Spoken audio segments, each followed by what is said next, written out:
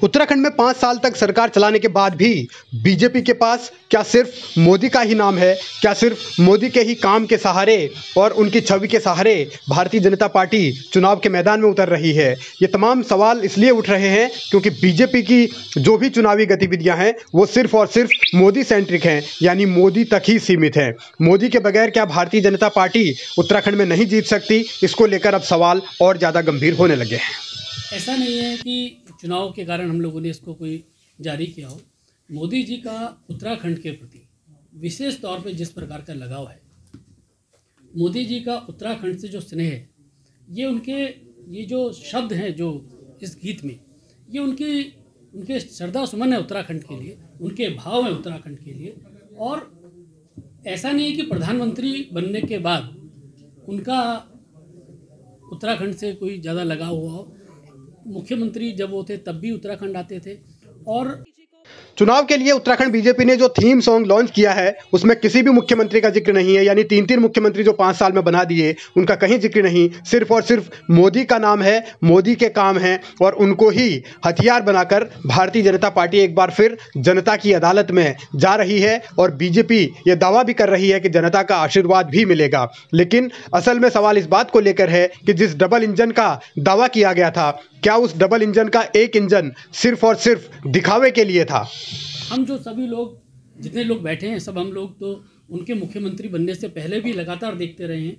हमारी बद्रीनाथ में जब कार्यकारिणी की बैठक थी और मोदी जी आए थे तो घंटों भगवान बद्रीनाथ के मंदिर को एक टकटकी करते देखते रहे। ये हम सब लोगों ने देखा है।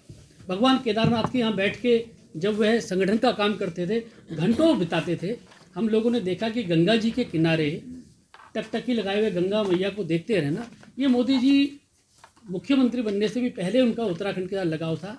और ये जो गीत है, ये उत्तराखंड के प्रति उनका जो लगाव है, उत्तराखंड के प्रति जो उनके भाव हैं, उसको प्रदर्शित करता हुआ एक गीत है। और ये आज हमने यहाँ आप लोगों के सामने लॉन्च किया है। और इस गीत को जिस प्रकार की उसकी धुनें हैं, हमें पूरा विश्वास है कि ये उत्तराखंड के लोग इस गीत को भी देखेंगे और उत्तराखंड के प्रति जो उनका लगाव है उसको भी देखेंगे। बीजेपी के मोदी महिमा मंडन से ये लग रहा है कि पुष्कर सिंह धामी जिस अंदाज में सड़कों में घूम रहे हैं या लोगों से संवाद कर रहे हैं, वो सिर्फ और सिर्फ एक मुखौटा भर हैं। क्योंकि पुष्कर सिंह धामी हों या फिर त्रिवेंद्र रावत हों, तीरथ रावत हों, उनके काम काज को लेकर बीजेपी बिल्कुल भरोसा नहीं कर रही। और शायद यही वजह है कि मोदी के जरिए एक बार फिर उत्तराखंड का किला फतेह करने की व्यू रचना की जा रही है। और इसी बीजेपी की रणनीति को कांग्रेस के लोग साजिश बता रहे हैं, षड्यंत्र बता रहे हैं, परपंच करार दे रहे हैं। अगर धन सिंह रावत जी ये कह रहे हैं कि आपका वोट मोदी जी को देना है, तो इसका मतलब ये है कि उन्होंने ये पता है कि वो मोदी जी के नाम पे जीते हुए हैं पहले। और अगर लोग मोदी जी के नाम पे पहले वोट दे रहे थे तो लोगों को सोचना चाहिए कि 5 साल विधायक के रूप में क्या मोदी जी आए यहाँ? जब आपको एक विधायक की जरूरत पड़ी, विधायक के स्थान पर जब आपको एक विधायक से किसी काम की उम्मीद हुई, तो उस काम के लिए क्या मोदी जी यहाँ पर आए?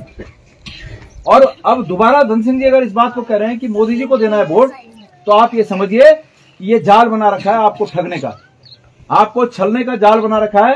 ये छल है, प्रपंच है। मोदी के सहारे 2017 में भारतीय जनता पार्टी को 57 सीटें मिली थी। इस बार पहले 60 पार का नारा दिया गया, अब वो नारा कम से कम प्रदेश कार्यालय से गायब कर दिया गया है। लेकिन हैरानी इस बात की है कि बीजेपी के बड़े नेता 5 साल के 5 काम तक नहीं गिना पा रहे हैं। अटल आयुष्मान योजना के काम, नया मेडिकल कॉलेज के काम, जो सड़क के लिए मेडिकल कॉलेज का नाम बताइए। डबल इंजन का वादा करके 2017 में भारतीय जनता पार्टी सत्ता पर काबिज हुई थी, लेकिन उस डबल इंजन का क्या हुआ उसका जवाब 5 साल बाद दिया नहीं जा रहा। अब एक बार फिर डबल इंजन का ही वादा दोहराया जा रहा है, लेकिन वो डबल इंजन कितना ताकतवर होगा इसकी अभी सिर्फ और सिर्फ कोरी घोषणाएं की जा रही हैं। सवाल ये कि मोदी उत्तराखंड में बीजेपी की नैया फिर पार लगा पाएंगे या फिर इस बार संकट ज़्यादा गहरा जाएगा। हालांकि कोशिश यही है कि धामी, तीरथ और त्रिवेंद्र को साइडलाइन करके मोदी को ही मोर्चे पर उतारा जाए।